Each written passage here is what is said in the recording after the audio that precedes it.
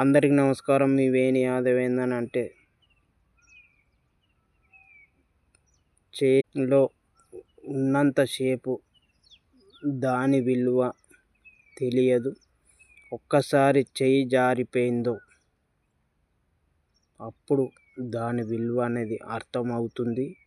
అది వస్తువైనా సరే, మనిషి అయినా సరే, ఏదైనా సరే.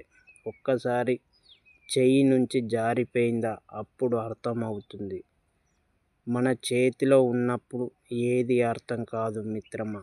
అది వస్తువైనా సరే, మనిషి అయినా సరే, బంధువైనా, బంధుత్వమైన, రక్త సంబంధమైన, అనుబంధమైన, స్నేహమైన, ప్రేమైన, గౌరవమైన, విలువైన, మర్యాద అయినా ఏదైనా సరే మిత్రమా, ఇది ముమ్మాటికి వాస్తవం.